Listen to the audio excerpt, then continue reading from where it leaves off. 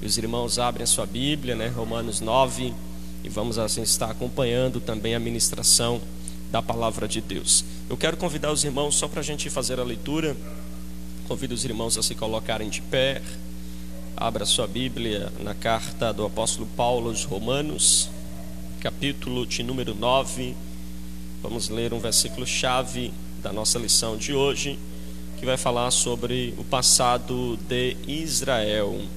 E eu espero que Deus, o passado de Israel com Deus, espero que Deus ele fale poderosamente aos nossos corações. Romanos capítulo de número 9, leamos o verso de número 3, que é o texto-chave da nossa lição de hoje.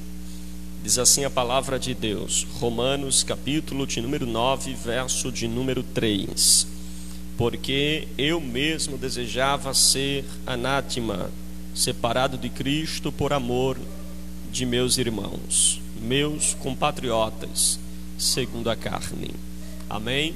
Nosso diácono Valdemir, em nome de Jesus, ele vai estar orando e na sequência ministrando a palavra.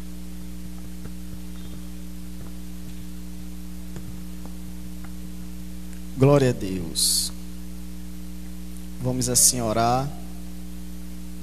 Quero também expressar minha gratidão a Deus, não é? Por mais essa oportunidade de estar aqui na casa do Senhor, porque nem todos tiveram esse privilégio de chegar nesta manhã ou de amanhecer vivo, né? Mas somos privilegiados de estar na presença do Mestre. E vamos assim orar agradecendo a Deus por mais esse momento, que Ele venha também nos conceder graça, misericórdia e derramar sobre nossas vidas um espírito, um coração grato e que receba a poderosa palavra de Deus. Justo e maravilhoso Deus, Pai eterno, muito obrigado, Senhor, por mais essa oportunidade nesta manhã. Ó Pai, nos manda, nos ajuda a compreender a Tua palavra, a entender a Tua palavra, a guardar a Tua palavra e a praticá-la.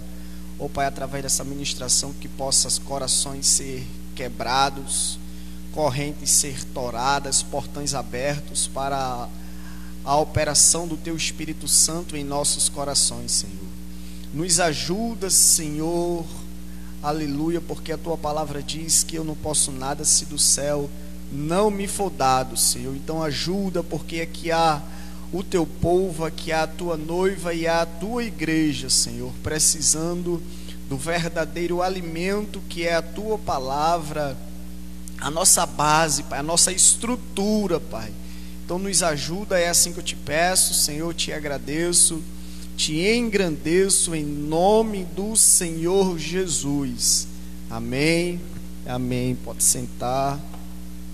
Glória a Deus.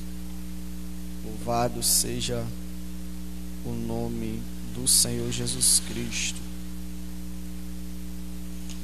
Glória a Deus. E vamos assim estar ministrando aqui a aula da EBD, que se encontra no capítulo 9 de Paulo, não é? E vamos assim introduzir aqui os irmãos. Segundo alguns comentaristas, no capítulo 9, 10 e 11 de Romanos, são dos trechos mais complexos de toda a Bíblia.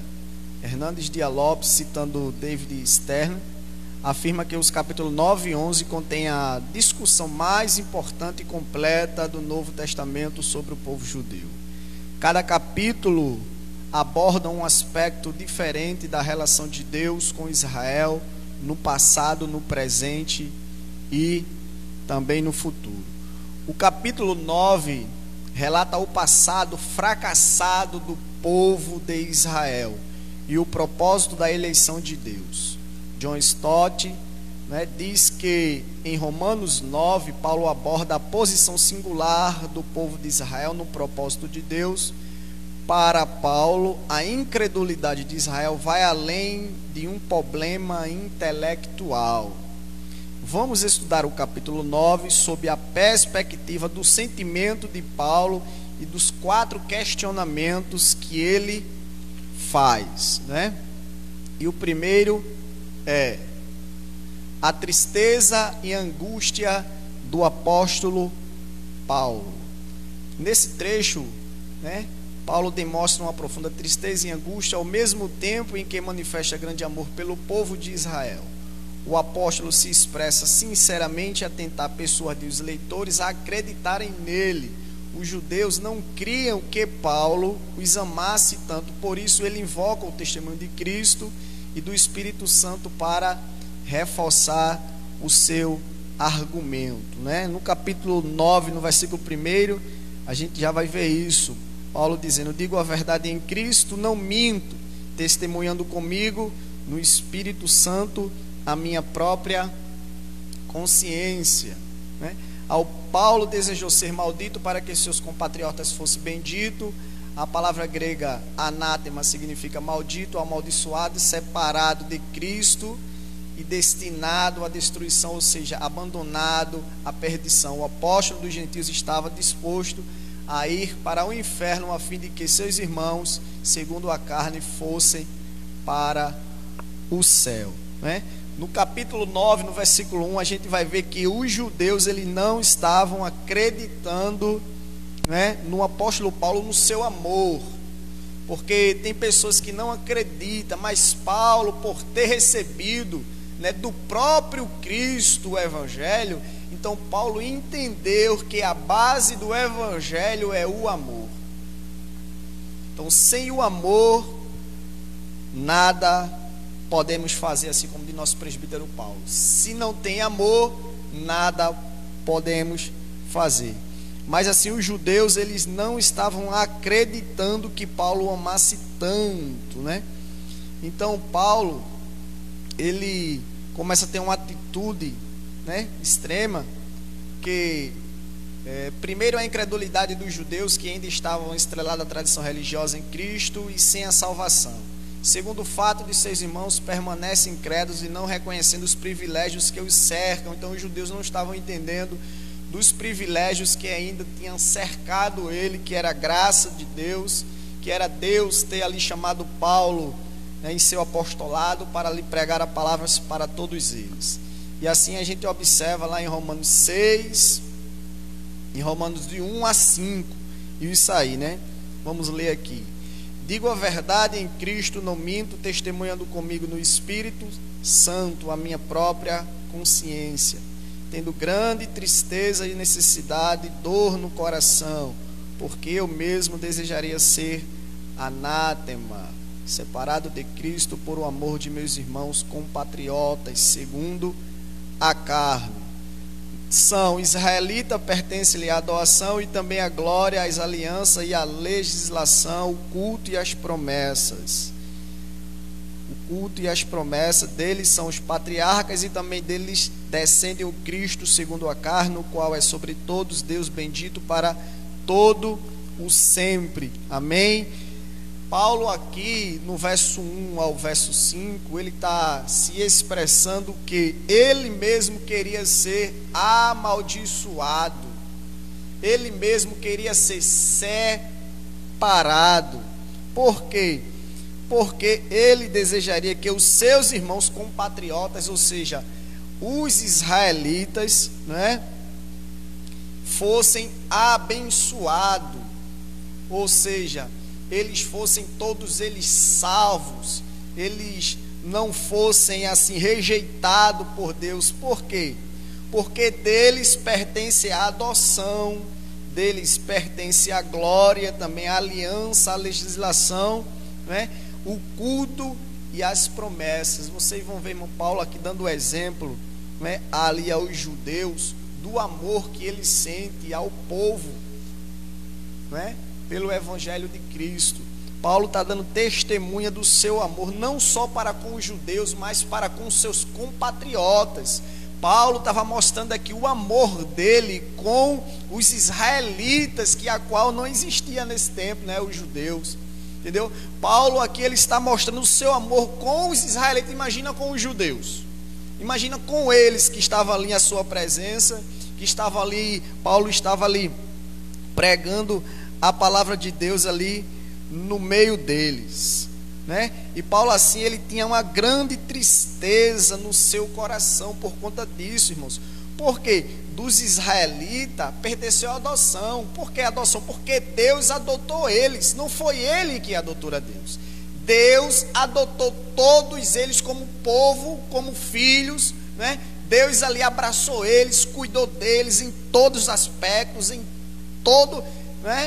todos os sentidos. Paulo também, ele se expressa que também a glória de Deus se manifestou no povo de Israel. A glória de Deus no meio daquele povo era o que? Notória. Veja que 40 anos aquele povo passou ali no Egito, mas 40 anos a glória de Deus estava no meio deles. A glória de Deus fazia prodígios e maravilhas, fez água brotar da rocha, sandália não se torar, veste crescer, maná cair do céu, codornizes, né? E a glória de Deus se manifestou no meio daquele povo, embora que aquele povo era um povo rebelde. É por isso que Paulo vem dizer que é com muita tristeza no coração, porque ele desejaria mesmo ser amaldiçoado, mas aquele povo a qual via a glória de Deus se manifestar no meio deles, ele queria que eles fossem todos eles salvos, né? E aquele povo também era um povo da aliança de Deus, que Deus ele fez uma aliança com aquele povo. A legislação, o culto e as promessas de Deus está estabelecida sobre o povo de Israel, né? É por isso que Paulo ele vai se expressar com grande tristeza no coração, porque um povo que há aliança, um povo que há adoção, um povo que há promessa e um povo que há um culto, né? O povo que Deus escolheu, muitos ali se perderam, irmãos. Ou vamos dizer assim, todos aqueles, os pais que saíram do Egito não entraram na terra de Canaã. Todos aqueles que sofreram na carne as chicotadas, sofreram ali todas, vamos dizer assim, todas feridas, né? Esperando poucos ali ou muitos com alegria a volta de Cristo, de Deus. Quando Deus entra com providência, nenhum entra na terra de Canaã. Agora veja que tristeza no coração do próprio Deus. Eles estavam ansiando a espera, né, da libertação deles ali. Deus liberta, quando liberta, nenhum sequer entra, a não ser Caleb e Josué. Agora pense que tristeza no coração do próprio Deus. E aqui Paulo expressa uma tristeza semelhante ao do Senhor Jesus Cristo. Glória a Deus. Louvado seja o nome do Senhor. E eu queria fazer uma perguntinha para você. Como cristão, tomaríamos Deus por testemunha para reforçar um argumento sobre nossa convicção de fé? Porque a gente percebe que Paulo, ele mesmo, né, ele chama a testemunha quem? O Espírito. Você vai ver aí no verso 1, né? Digo a verdade em Cristo. Paulo não estava dizendo a verdade nele, mas estava dizendo a verdade em Cristo. Ele dizendo, não minto, testemunhando comigo no Espírito Santo a minha própria consciência. Ou seja, o Espírito Santo estava sendo a testemunha de Paulo. Então não tinha como Paulo estar em mentira, né? Não tinha como Paulo aqui estar fingindo o amor. Não tinha como Paulo agora estar mostrando o amor pelos compatriotas. Não tinha, irmãos, como, porque o Espírito Santo sendo a nossa testemunha, quem poderá nos omitir? Né? Louvado seja o nome do Senhor. Quando olhamos para a situação miserável que o mundo se encontra, o que causa mais angústia e tristeza em nosso coração? Veja que aqui Paulo estava sentindo uma tristeza no coração de um povo passado, os compatriotas dele, mas mesmo assim ele estava sentindo essa dor. E nós? Qual é a dor que sentimos? Aí você que está em casa assistindo, qual é a dor que você sente quando você vê o mundo aí fora não querendo saber do Senhor, rejeitando em toda hora a palavra de Deus, não querendo saber dos propósitos de Deus, não querendo chegar perto de Deus, mas mesmo assim o Senhor dá livramento a todos nós. Mesmo assim o Senhor está com sua mão estendida sobre nossa vida. Irmãos, mas mesmo eu sendo miserável, pecador, isso, Deus protege com um certo limite também, né, irmãos? Porque a graça comum, né, que o pastor já pregou aqui, se você já viu, a graça comum é derramada a todos os homens, é derramada a todos os seres vivos. O sol, a lua, a chuva é derramada, O dom que Deus te deu de você ser um bom motorista é uma graça comum. O dom que Deus deu de você louvar é uma graça comum. De tocar um instrumento é uma graça comum. O Deus de você exercer aí na sua função perfeitamente aí no seu trabalho é uma graça de Deus sobre a sua vida, porque sem Deus nada vocês podem fazer, ou nós, ou todos nós podemos fazer. Porque essa inteligência que Deus dá a você é uma semelhança que você tem com Ele. Essa inteligência que Deus deu a você é uma semelhança que você tem de Deus, porque, aleluia, é isso que você herda. Todo ser humano, ele herda de Cristo, é a inteligência, é a sanidade, não é? É o domínio próprio. Então Deus, ele derrama da sua misericórdia sobre as nossas vidas, não é? E Paulo, ele expressa um grande amor, querido, sobre aquele povo que tinha perecido ali no deserto. Ele tinha perecido ali, né? Não tinha ali visto a promessa. Moisés viu a terra, mas não entrou por causa da sua desobediência. E vamos aqui ao segundo questionamento de Paulo, né? Que você vai ver aí no capítulo 9, no versículo 6 ao 13. Vamos ler assim, né? Do 6 ao 13. E não pensamos que a palavra de Deus haja falhado, porque nem todos os de Israel são de fato israelitas. Nem por serem descendentes de Abraão são todos seus filhos. Mas em Isaque será chamada a tua descendência. Isto é, estes filhos de Deus não são propriamente os da carne, mas devem ser considerados como descendência aos filhos da promessa. Aqui eu me lembro que quando os fariseus chegavam diante do Senhor, ele dizia: Jesus, nós somos filhos de Abraão. Olha, nós somos filhos de Abraão. O Senhor, se vocês fossem verdadeiramente filhos de Abraão, Jesus está dizendo a ele: se vocês fossem verdadeiramente filhos de Abraão e espirituais, entendia o que eu estou dizendo. Era isso que Jesus estava dizendo para ele, né? Aleluia. Este é os filhos de Deus, não são propriamente os da carne, mas devem ser considerados como descendência dos filhos da promessa, porque a palavra da promessa está: por esse tempo virei a Sara, terá um filho, e não ela somente, mas também Rebeca, ao conceber de um só Isaque, nosso pai. E ainda não era os gêmeos nascido, nem tinha praticado bem ou mal, para que o propósito de Deus quanto à eleição prevalecesse, não por obras, mas por aquele que chama. Já fora dito a ela: o mais velho será servo do mais moço, como está escrito, né? Aí vamos aqui, o comentarista da nossa revista, o que é que ele fala? Somos tentados a pensar que Deus fracassou na decisão de escolher para si um povo.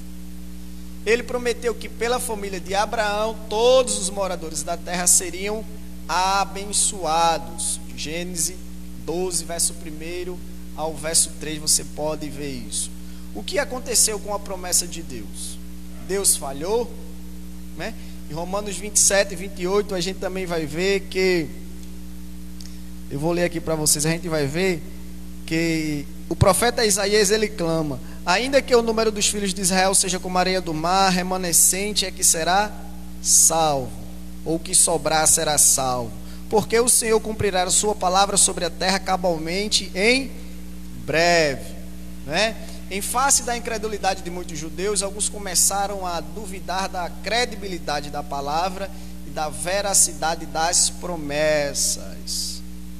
A fim de provar seu argumento de que a promessa de Deus não havia falhado, Paulo recolhe agora ao Antigo Testamento, trazendo à lembrança situações conhecidas, exemplificadas como algumas ilustrações. Aí você vai começar agora a entender, né, do capítulo 9, do verso 6 ao 13. Então, fique ligadinho aí agora. O verdadeiro Israel. Na história do povo israelita, sempre houve os que endurecessem o coração para com Deus. como também os que abriram o coração para a revelação de Deus. O argumento do apóstolo aqui é fático, porque nem todos os de Israel são de fato israelitas, ou seja, nem todo que tinha ali a naturalidade de Israel, nascido dos israelitas, acreditavam e estavam buscando a face de Deus. Nem todo ali estavam na espiritualidade, né? Estavam se buscando ou acreditando. Tinha muito no meio do povo de Israel que se passavam a ser aliado dos egípcios, se passavam a questionar aquilo que Deus tinha deixado, né? Deixado para trás, não dava crédito à palavra de Deus. Em Romanos 6 a gente vê que fala: e não pensemos que a palavra de Deus haja falhado, porque nem todos os de Israel são de fato israelitas. O princípio é o mesmo usado em Romanos 7, no verso 7 também diz: nem por serem descendentes de Abraão são todos os seus filhos. Sempre houve dois tipos de Israel: aqueles que o eram por descenderem fisicamente de Israel e aqueles que constituíam sua descendência espiritual. A promessa de Deus se destinava nos últimos, ou seja, a promessa de Deus se destinava nos filhos de Abraão espirituais, nos filhos de Israel espirituais, resumindo, aqueles que buscavam, que adoravam, que acreditavam no meio da dificuldade, no meio onde eles passavam. Que se você for ver a história de Israel, era um povo sofrido, né? Era um povo escravizado, até Deus libertá-los, mas nem todos que Deus libertou acreditavam em Deus, porque no meio da promessa também vem aqueles filhos só da carne. Deus libertou os filhos espirituais, e também veio que os incrédulos, veio também aqueles que duvidavam do chamado de Moisés, veio aquele que via a glória de Deus se manifestando no meio deles, mas também não acreditava, não dava crédito.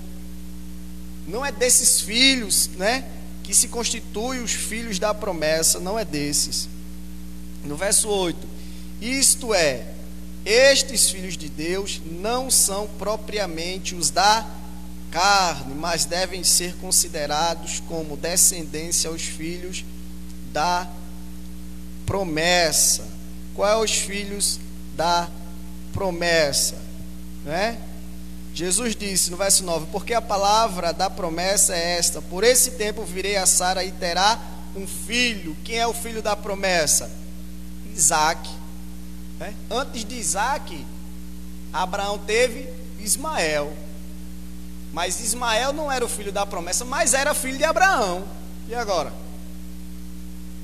Mas era filho de Abraão, mas não era filho da promessa. O filho da promessa é aquele filho a qual o Senhor separou, o Senhor redimiu, o Senhor escolheu, o Senhor santificou, o Senhor mesmo preparou a chegada de Isaac. Abraão mesmo, mortificado em seu corpo, não podia gerar mais nada, irmão. Só podia andar com aquele cajadinho, né, que os apóstolos andavam, somente, se pudesse, porque já estava mortificado, estava bem velhinho. Mas o Senhor, com a sua promessa, fez que ele concebesse Isaac. Glória a Deus. Nem todos os descendentes físicos de Abraão são filhos espirituais dele. Os verdadeiros filhos de Abraão não são os que têm o sangue de Abraão, olha aí, correndo nas veias. O simples fato de terem vindo da descendência de Abraão não os faz, na verdade, filhos de Abraão, ou seja, filho de crente não é crente, sobrinho de crente não é crente não, né, meu pastor? Né, meu diácono, não, não? Filho de crente é crente? É isso que Deus está dizendo aqui, né? Nem aquele que foram gerados por Abraão, tem um sangue de Abraão, é da promessa não. Ismael não era, não é? Deus não abandonou Ismael não, viu? Mas não era filho da promessa, não era, né?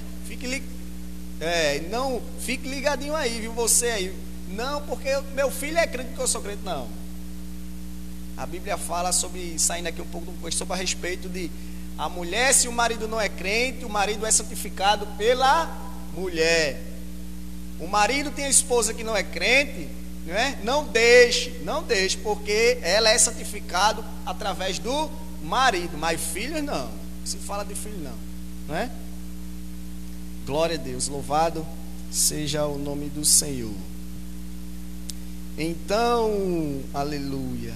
Paulo faz a distinção, né, de Israel segundo a carne e o remanescente de israelita, os filhos espirituais de Abraão, não é? Aqui no verso 10. E não ela somente, mas também Rebeca, é a promessa, né, ao conceber de um só Isaque, nosso pai. Ainda de Isaque, nosso pai, vamos lá. Paulo deixa de lado Abraão, Isaque e Ismael e se volta para aproximar a ilustração Isaque e os seus 2 filhos. Paulo aqui ele está dando o exemplo, né? Está ilustrando para eles, mostrando a eles no Velho Testamento que a promessa de Deus não falhou, ou a promessa de Deus não falha. Paulo aqui ele vai dar deu o exemplo de Abraão, de Isaque e de Ismael.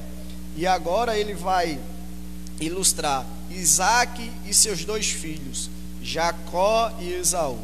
John Stott diz: assim como Deus escolheu Isaque e não a Ismael para ser objeto de sua promessa, assim também escolheu Jacó e não Esaú.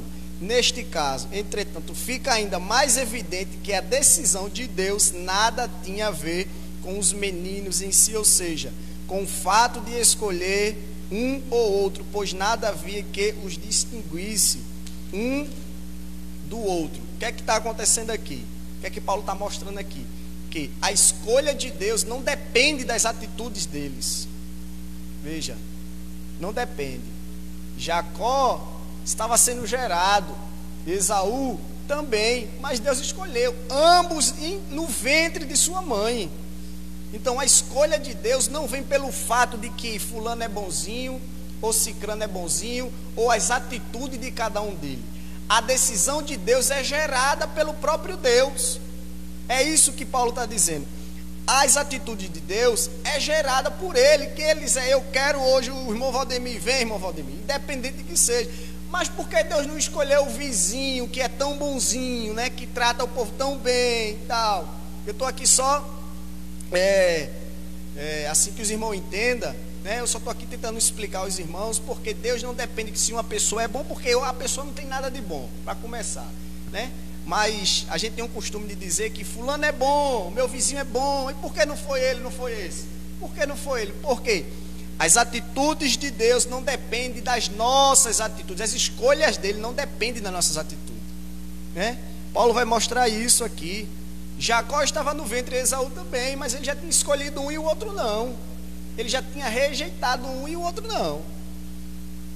Então, as escolhas de Deus não dependem de nossas atitudes, né? O propósito de Deus quanto à eleição prova que a escolha de Jacó e não de Esaú não se origina neles, mas na mente e na vontade daquele que chama. Aquele que te chamou foi gerado na mente dele. Eu quero você e pronto, ponto final. Porque ele é o Criador e nós somos a criatura. Ele faz, né? E a gente aceita o que Deus faz. É assim que funciona. Era isso que Paulo estava tentando dizer. E vamos aqui para o terceiro questionamento de Paulo. Você vai ver aí do verso 14 ao verso 18. Verso 14 ao verso 18. Glória a Deus. Que diremos, pois, a injustiça da parte de Deus? É que ele faz uma pergunta, né? Por quê? Porque eles estavam questionando, né? Eles estavam questionando, né, de Deus. Aí ele vai entrar aqui com uma pergunta: que diremos, pois, a injustiça da parte de Deus? De modo nenhum, pois ele diz a Moisés: terei misericórdia de quem me aprovei, ou de quem eu quero, né? Ter misericórdia, compadecer-me-ei de quem eu aprovei. ter compaixão. Assim, pois, não depende de quem quer ou de quem corre, mas de usar de Deus a sua misericórdia. Porque as Escrituras diz: a Faraó, para isto mesmo te levantei, para mostrar em ti o meu poder e para que o meu nome seja anunciado por toda a terra. Logo tem ele misericórdia de quem quer e também endurece a quem lhe apraz. Glória a Deus. E aqui já vai uma resposta para pessoas que não são evangélicas, que falam: por que Deus permite isso? Por que Deus é assim? E por que Deus é assim? Porque Ele quer, irmãos. Quem é você para questionar? Quem sou eu para questionar Ele, né? Será que Deus não estava sendo injusto ao fazer escolhas? Será que os argumentos usados pelo apóstolo até aqui não dá margem para o pensamento de que Deus dá preferência a uns e detrimento a outros? Claro que não. Paulo dá 2 exemplos também extraídos do Antigo Testamento. Fique aí, crente, para você entender, né? O que Paulo diz a Moisés? Veja aí em sua Bíblia no verso 15. Veja o que ele diz a Moisés. Pois ele diz a Moisés: terei misericórdia de quem me aprover ter misericórdia, e compadecer-me-ei de quem me aprover ter compaixão. Leia também o 16. Assim, pois, não depende de quem quer ou de quem corre, mas de usar de Deus sua misericórdia, né? Então não depende, né, de quem quer, não depende de quem Deus quer derramar sua misericórdia, né? Às vezes eu lendo aqui esse versículo 15, aí eu me lembrei assim de uns feitos que acontecem sempre. Às vezes tem pessoas dentro do ministério, dentro da igreja, que tem 30, 20, 25 anos, 15 anos de ministério, de igreja, né? E anseia o dom de língua. Anseia, ele quer o dom de língua de todo custo. Ele já se entristeceu, já chorou, já jejuou, já fez o que teve que fazer. Eu estou botando exemplo do dom de língua, porque hoje em dia na atualidade é o mais cobiçado, né? Vamos lá. Então, hoje se converteu um camarada impuro, sujo. Deus agora pegou lá um viciado do mundo do crack, um estrupador lá, um camarada que para a sociedade até medo dele tinha. Deus trouxe ele para a igreja. Quando ele chega no ministério, o primeiro culto ele é revestido. E agora? Tem muitas pessoas que começam a questionar Deus. Mas Senhor, por que isso? Não, Deus faz e derrama da sua graça e da sua misericórdia na vida de quem Ele quer, irmãos, né? É na vida de quem Ele quer. Terei misericórdia de quem me aprover, né? Ter misericórdia. E compadecer-me-ei de quem me aprover ter compaixão. Assim, pois, não depende de quem quer ou de quem corre, mas de usar Deus a sua misericórdia. Aí vem uma perguntinha aqui em cima desse texto: mas Deus não é misericordioso para sempre? Sim, mas Ele tem aquelas escolhas separadas para determinada situação. A misericórdia de Deus dura para sempre, mas Ele separa A para isso, B para aquilo, C para aquilo. Não é as criaturas que diz o que quer fazer. Você imagina que todo mundo estivesse na igreja, todo mundo quisesse pregar. Imagina agora que todo mundo na igreja quisesse cantar. Não, mas o Senhor, Ele faz a distinção, Ele separa. A, separa. B, já determina antes mesmo de você ter nascido. Antes mesmo de você ter nascido. Não é quando você nasce, vai para o mundo, volta do mundo, não. O irmão Valdemir está aqui hoje porque Deus, em sua soberania, em sua glória, em seu poder, Ele já tinha escolhido o irmão Valdemir. Disse: você vai. Embora que tanto ele falasse comigo e eu não fiquei desobediente, não queria, mas quem pode resistir à glória de Deus e ao seu poder? É isso, porque foi o que eu expliquei aqui, né? Deus, Ele pega uma pessoa, separa para quê? Determinada situação. O que é que Ele fez com Jacó? O que é que Ele fez com Esaú? Qual é a história de Jacó? Qual é a história de Esaú? Entendeu? Então Deus, Ele escolhe para quê? Para determinadas situações, para a honra e a glória dEle. Nada mais do que isso, não é? É por isso que ele vai dizer no verso 15: terei misericórdia de quem me aprover, né? Deus está dizendo: eu derramo poder em quem eu quiser, eu tenho misericórdia dele em quem eu quiser, eu separo ele se eu quiser, eu faço ele viver se eu quiser, eu mato se eu quiser, pronto, e tchau, né? Mas para isso a gente tem que entender mesmo. Foi bom porque assim tem pessoas que têm a mente fechada e pensam nisso, né? Vamos lá. O que Deus diz a Faraó no verso 17: para isto mesmo te levantei, para mostrar em ti meu poder e para que o meu nome seja anunciado por toda a terra. Veja aqui os propósitos de Deus. Veja os propósitos. Tem vaso para honra e vaso para desonra do vaso, mas para a glória de Deus. Não é, meu presbítero Paulo? Vamos ver no verso 9. Vamos lá. Porque a palavra... no verso 9 não, deixa eu ver aqui, viu? Perdão. Verso 17. Diz assim: porque as escrituras diz: para isto mesmo te levantei. Jesus levantou quem? Para mostrar em ti o meu poder e para que o meu nome seja anunciado por toda a terra. Então Deus levantou o Faraó, né? Para quê? Para mostrar o poder, né? Para mostrar o seu poder e para que o nome do Senhor seja anunciado por toda a terra. Ou seja, tudo que Deus faz tem propósito.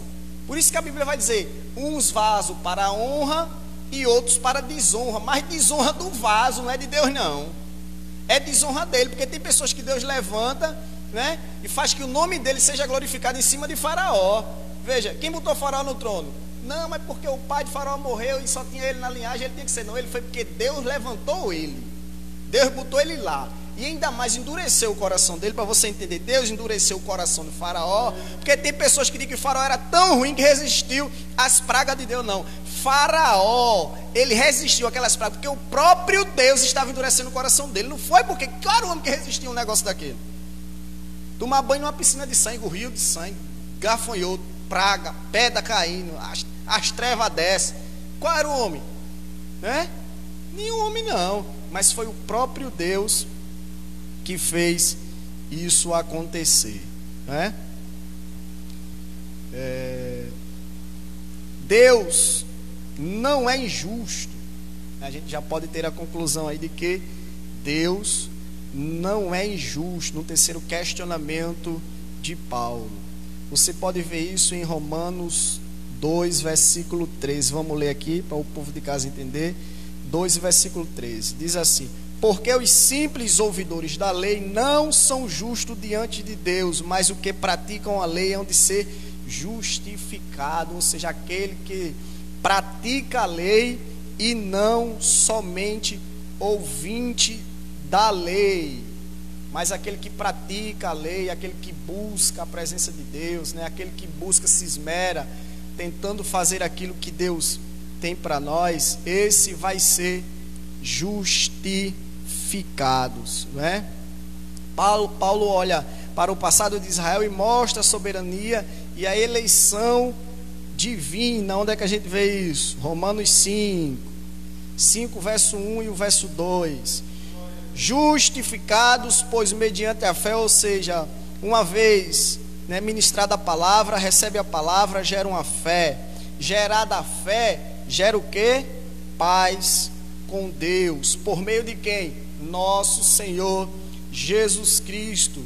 E o que a gente ganha aí? Um acesso pela fé à graça de Deus. Amém? Glória a Deus. Louvado seja o nome do Senhor. Para o apóstolo fica claro que a misericórdia divina não é merecimento humano.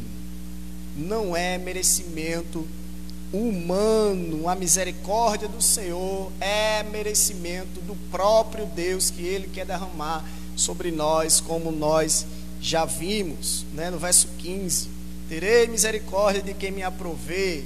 Então, você não tem mérito nenhum, eu não tenho mérito nenhum, nenhum cristão tem mérito de ter a glória de Deus sobre nossas vidas. Aleluia, louvado seja o nome do Senhor, né?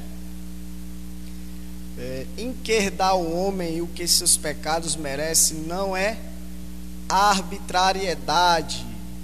Vamos ver aqui no versículo 6, 21, 6 de Romanos.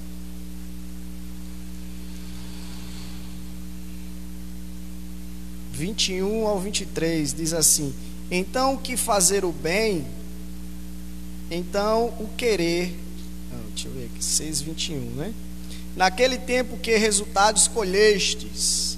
O apóstolo Paulo está fazendo uma pergunta. Naquele tempo, que resultado colheste? No tempo que vocês eram do mundo, no tempo que vocês não tinham Deus, no tempo que vocês não conheciam a graça salvadora, no tempo a qual vocês não tinham se rendido. Versículo 6:21. Naquele tempo, que resultado colheste? Aí ele vai dizer assim: somente as coisas de que agora vos envergonhais, porque o fim delas é morte, o pecado. Agora, porém, libertados do pecado, transformados em servos de Deus, tende o vosso fruto para o quê? Santificação, e por fim a vida eterna. Porque o salário do pecado é a morte, mas o dom gratuito de Deus é a vida eterna em Cristo Jesus. Aleluia, louvado seja o nome do Senhor.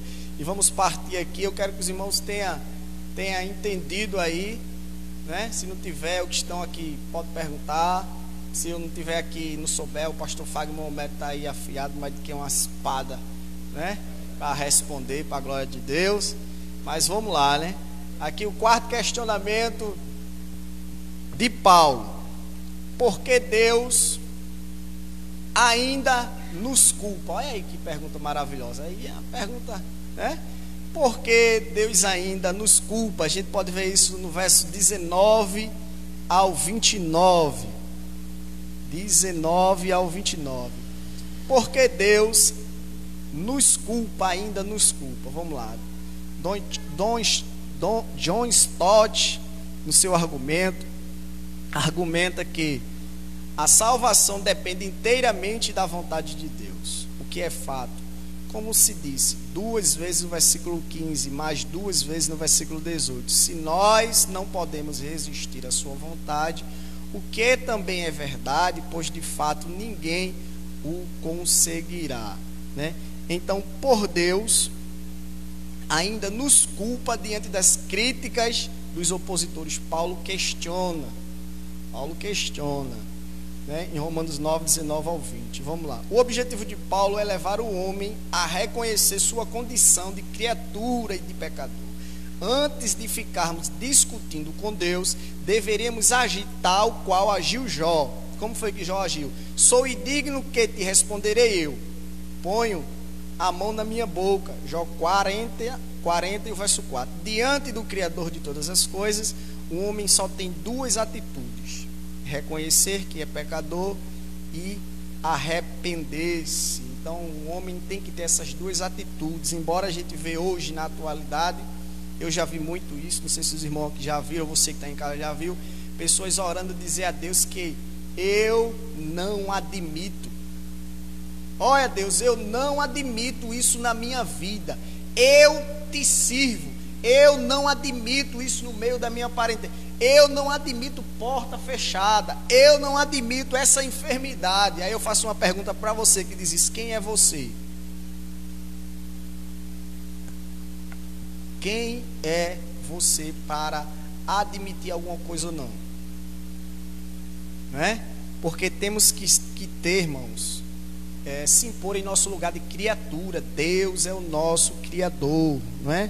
O verso 19 diz assim: tu, porém, me dirás de que se queixa ele ainda, pois quem jamais resistiu à sua vontade? Quem és tu, verso 20, quem és tu, ó homem, para discutires com Deus? Porque tem pessoas que querem pegar Deus pela beca, se pudesse, né? Tu estava assim no canto da parede, bora, se eu tenho que liberar a minha bênção, está demorando muito, né? Mas aqui a gente vê no livro de Romanos, Paulo dizendo: quem és tu, ó homem, para discutires com Deus? Porventura pode o objeto te perguntar a quem o fez: por que me fizeste assim? Esse microfone aqui pode perguntar a quem fez ele: por que me fez assim, um pau com a cabeça redonda? Pode? Eu só estou fazendo a pergunta porque é a verdade. A gente tem que dizer uma coisa bem aberta assim, para que o povo entenda, né? Entendeu?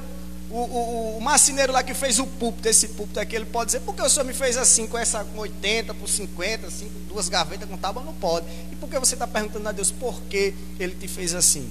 Por que você está questionando a Deus por que ele te fez assim? Né? Se você é criatura, a criatura tem que se botar no lugar da criatura. E Deus é que manda em nós. E Deus é que faz tudo e todas as coisas, não é? Deus se revela tal como Ele é. Você entendeu aí que porque Deus ainda nos culpa, porque a gente quer se botar no lugar dele, a gente quer ser o juiz, a gente não quer ser servo nem criatura, a gente agora quer mandarem nele, fazer o que ele quer, o que ele tem que fazer. A gente quer passar agora a dizer a Deus como é que Ele tem que trabalhar, como é que Ele tem que trabalhar aqui no círculo de oração, na EBD, no culto da família. A gente começa a querer mandar em Deus.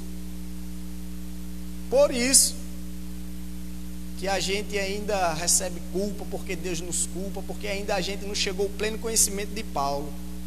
Porque a gente ainda não tem uma mente igual a de Paulo, que Paulo diz: morrer para mim é lucro. A gente não chegou ainda no pleno conhecimento de Paulo. Qual era o pleno conhecimento de Paulo? A base, do que próprio Jesus ofereceu a Paulo é o amor.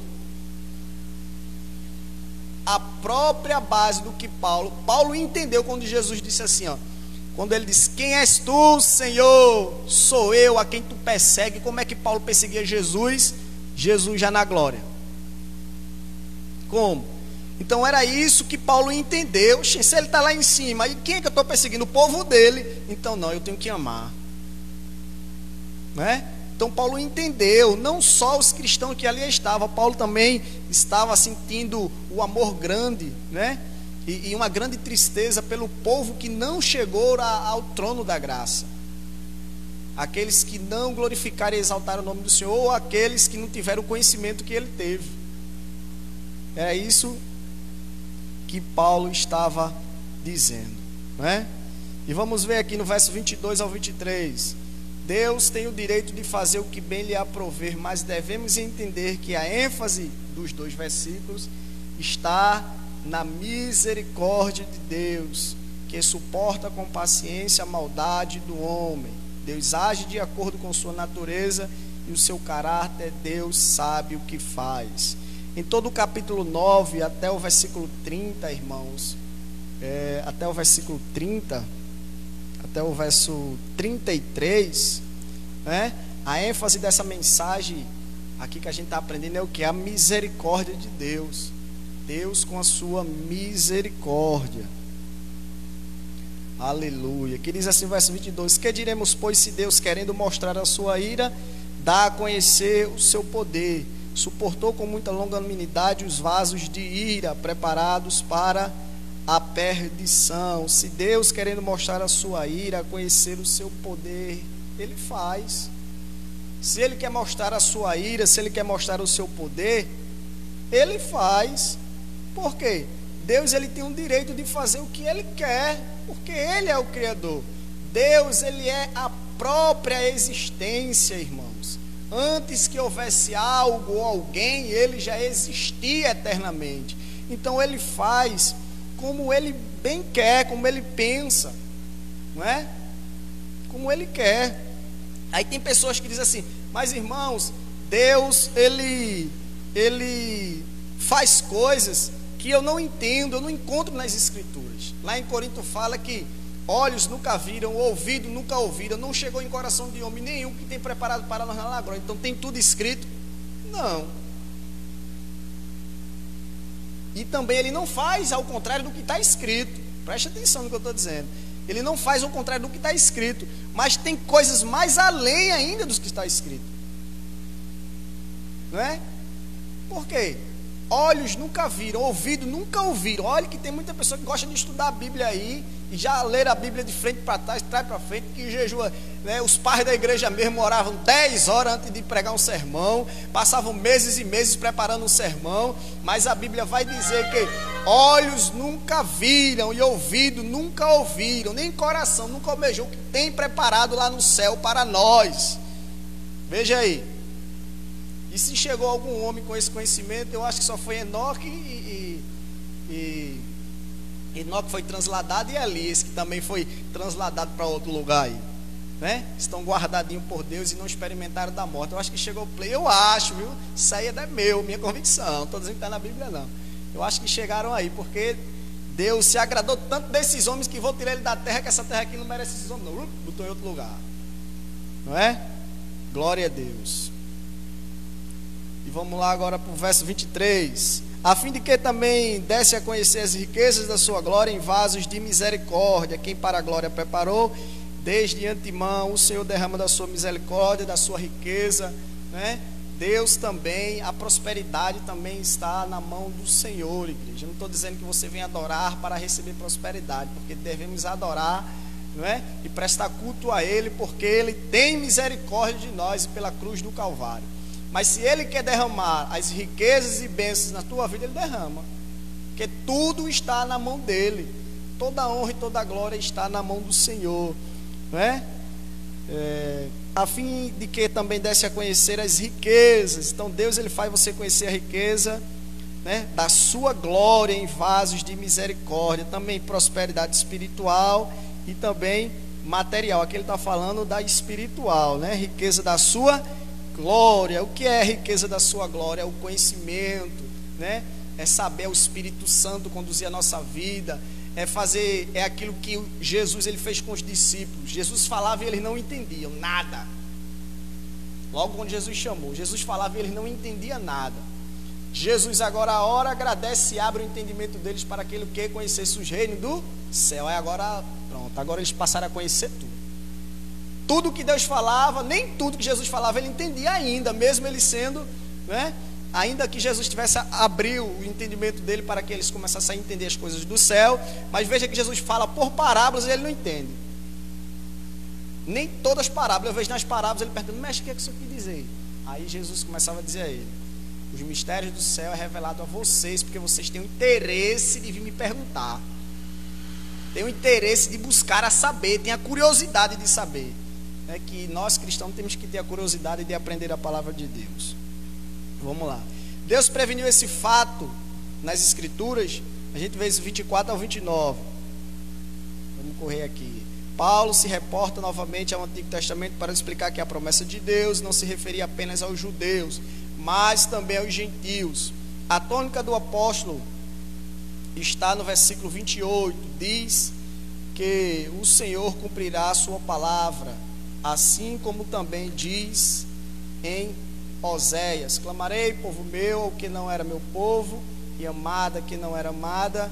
Mas relativamente a Israel, dele clama Isaías, ainda que o número dos filhos de Israel seja como a areia do mar, o remanescente que será salvo.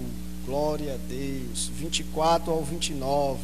Os quais somos nós a quem também clamou, não só dentre os judeus, mas também dentre os gentios, assim como também diz em Oséias. Aqui é o Paulo, o povo clamando, né, ao Senhor.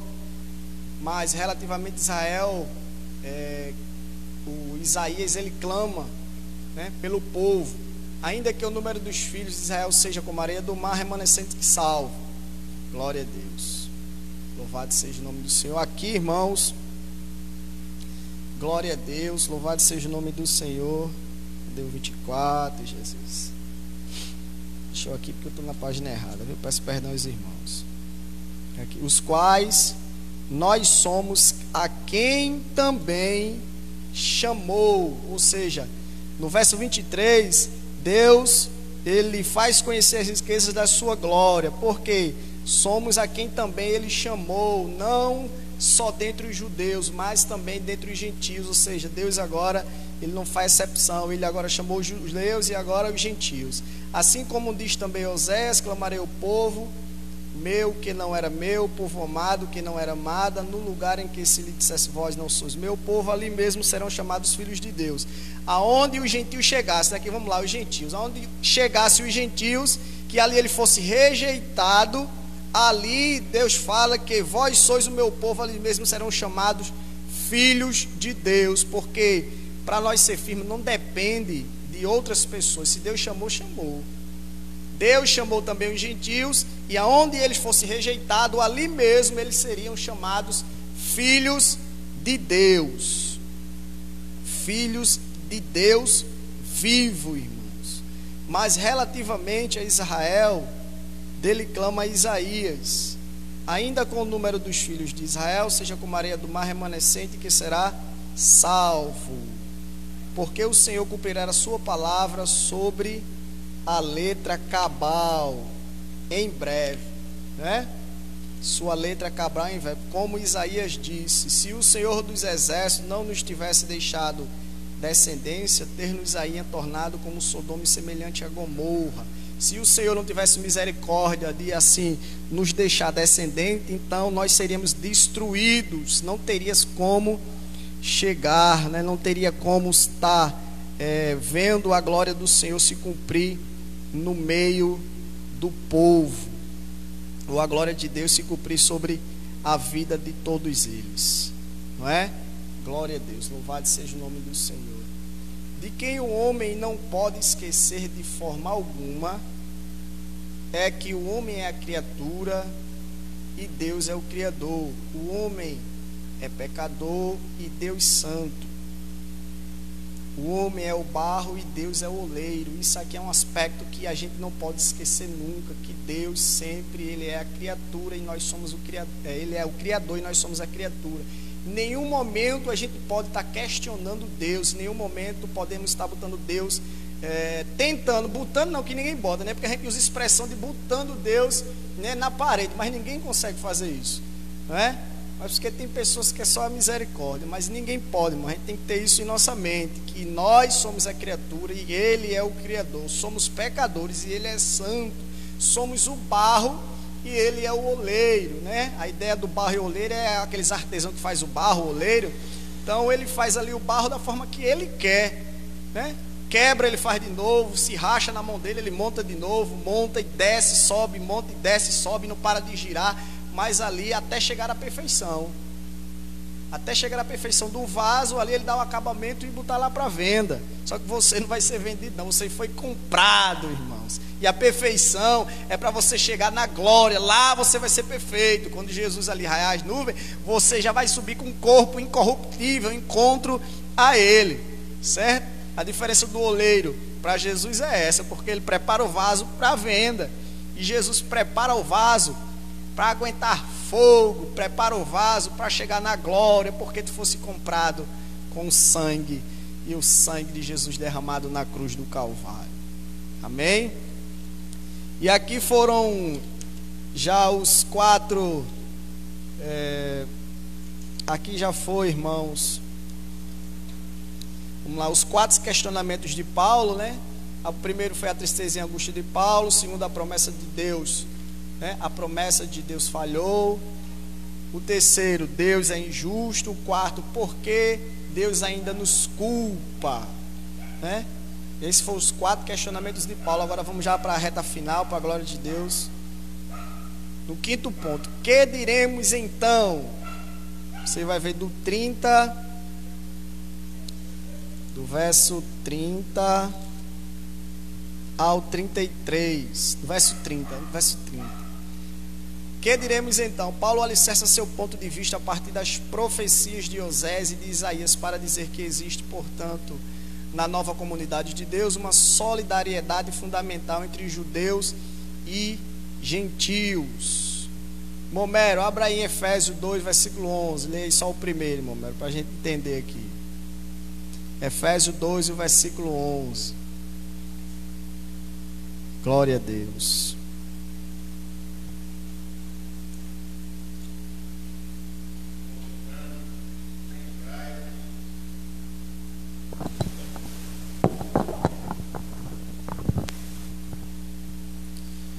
Portanto, lembrai-vos de que vós, noutro tempo, ereis gentios na carne, Efésios 2 e 11, né?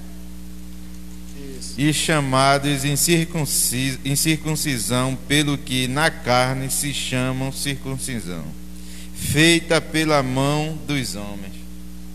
Glória a Deus, está vendo aí? Aí quer dizer que os gentios e os judeus são unidos pela cruz, né? Então não podemos fazer mais nada, porque nós somos unidos pela cruz, tanto o judeu como os gentios, né? Lá em Efésios vai dizer 2 ao 22. Se você ler, crente, você vai entender, né? E vamos lá. Segundo a profecia de Oséias, Os gentios que anteriormente eram privados de qualquer direito passaram a ser recebidos como povo de Deus.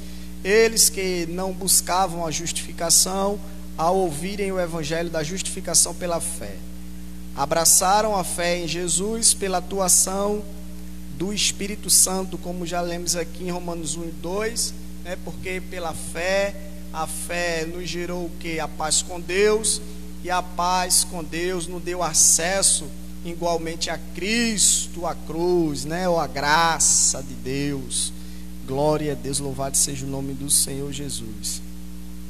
Então a gente vai ver a justificação dos gentios, né? Porque os gentios são justificados no verso 30. O gentio foi justificado, fala em Efésios 2, porque fomos unidos, judeus e gentios, com a cruz de Cristo. Então vamos agora para o verso 31 ao 33. 31 ao 33. É o tropeço de Israel. O fracasso de Israel na busca pela justiça é atribuído à sua própria insensatez. A pedra que os construtores rejeitaram se tornou a pedra angular. Foi assim que Israel tropeçou. Paulo alude especialmente à proclamação do Cristo crucificado e o chamado pedra de tropeço. Israel, ele buscava a lei de justiça, não chegou a atingir essa lei. Por quê? Porque não decorreu da fé, irmãos. Eles não perseveraram na fé, eles não se sustentaram na fé, não é? E sim como que das obras. E sim como que das obras, tropeçaram na pedra de tropeço. Então eles não perseveraram na fé, e sim como que das obras, como o que das obras, certo? Tropeçaram na pedra de tropeço, como está escrito: e eis que ponho em Sião uma pedra de tropeço e rocha de escândalo, aquele que nele crê não será confundido. Ou seja, Jesus, ele se tornava uma pedra de tropeço para aqueles que não acreditavam ou não tinham fé, então se tropeçavam em Jesus, né? Então se tropeçavam na pedra que era Jesus, achavam que Jesus era uma pedra, não é? Como se diz o verso 33, como está escrito: eis que ponho em Sião uma pedra de tropeço e rocha de escândalo, aquele que nele crê não será confundido, irmãos. Então todo aquele que crê não será confundido em Jesus. Então creia, irmãos, nas Escrituras, porque você jamais será confundido, né? Como Jesus fala que ele vem como ladrão, e vem pessoas ainda aí anticristo aí a pontos de enganar a muitos com muitos sinais, mas se você estiver em Cristo, você não será confundido. Se você estiver buscando a face do Senhor, você não será confundido. Vamos para a conclusão. Os judeus que buscavam a justiça nunca alcançaram. Os gentios que não buscavam se apossaram dela. E assim, pois, que Paulo descreve a situação religiosa de seus dias. E isso trazia o seu coração grande tristeza incessante. Por todos nós devemos decidir como haveremos de nos relacionar com essa rocha que foi estabelecida por Deus. Só existem duas possibilidades, como diz John Stott, né? Uma é colocar a nossa confiança nele, fazer dele o alicerce da nossa vida e construir sobre esse fundamento. Essa é uma. A outra é esfolar as nossas canelas na pedra e tropeçar e cair. Qual é que você escolhe? Você escolhe estar no alicerce que é Cristo? Você escolhe estar no fundamento que é Cristo? Ou você escolhe esfolar as canelas nele e cair? Porque aquele que não está em Cristo, ele não vai passar por cima de Cristo, mas vai esfolar suas canelas e vai cair. Vai bater a mesma coisa que você está batendo num muro de pedra, irmão. Corra e bata de frente com o muro de pedra. Pronto, você não consegue passar. Então você não consegue passar por cima dos princípios de Cristo, das leis de Cristo. Você não consegue passar por cima dos propósitos de Cristo. Você não consegue impedir o que Cristo tem para fazer na sua vida ou na vida de quem quer que seja. Cristo também não depende de você para trabalhar, para fazer na sua vida. Cristo também não depende da sua situação ou da minha situação. Ele faz como Ele quer, como aqui a gente aprendeu, não é? Eu acredito que os irmãos aí, alguma coisa, irmãos, vocês têm assimilado, guardado no coração daqui dessa lição, para a glória de Deus, porque não é fácil, viu? Também está ensinando, mas que Jesus continue abençoando a vida de cada um, que Deus continue fazendo prodígio e maravilha, porque você viu aqui em Romanos que Ele faz do jeito que Ele quer, escolhe o que Ele quer, derrama da sua glória e misericórdia como Ele quer, separa quem Ele quer e faz como se der na sua mente.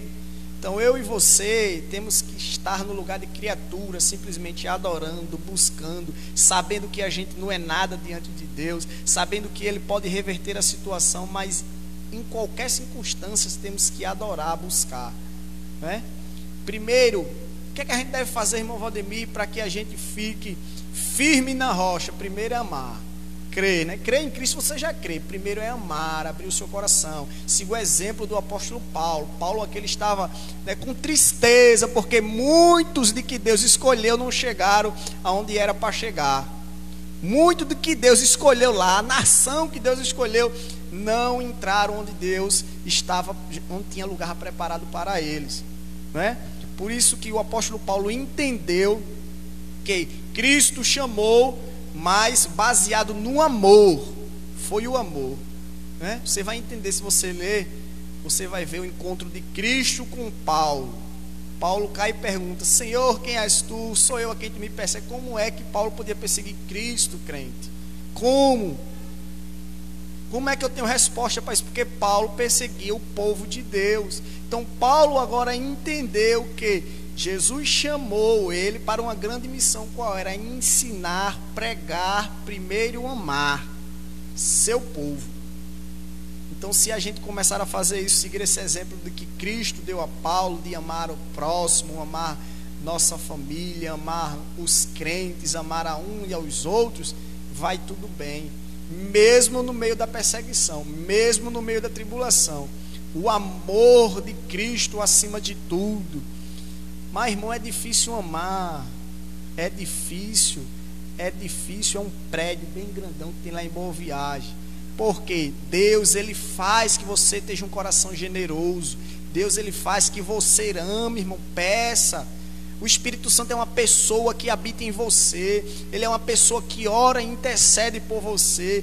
Lá em cima existe Jesus de Nazaré sentado à direita de Deus, também intercedendo por você. E você acha que Deus, Ele não pode te dar um coração de amor, uma mente amável, uma mente compreensiva, uma mente que você possa entender ao seu irmão, com toda a sua arrogância, com toda a sua insensatez, com toda a falta que ele tiver. Deus, Ele faz isso. Então você acha que Paulo, ele pregava a todas as pessoas e eles aceitavam assim? Claro que não. Paulo foi perseguido, preso, mesmo dentro da cadeia. O homem com tanto amor se preocupava com as igrejas fora, em vários dos lugares, em várias cidades, né? Então siga o exemplo de Paulo, siga o exemplo de Cristo, né? Para que tudo se suceda bem na minha e na sua vida. É assim que devemos buscar a Deus, pedindo, tendo um coração generoso, uma mente generosa, não é? Uma mente compreensiva, para que a gente possamos entender, irmãos, a outras pessoas, porque você não consegue amar sem você entender. Você tem que entender, porque Cristo é nosso Criador, porque Ele nos entende, Ele sabe do que estamos passando, Ele sabe de todas as coisas. Então busque a Deus, peça ao Espírito Santo do Senhor que Ele lhe dê isso, que Ele vai dar em nome de Jesus. Ele está com o meu pastor. Me perdoe se eu passei muito aí, porque o nome do Senhor é glorificado e a gente vai aprendendo, se atrapalha e volta, mas o nome do Senhor não deixa de ser glorificado, irmãos. Deus, Ele é bom, Ele é infinito nas suas misericórdias.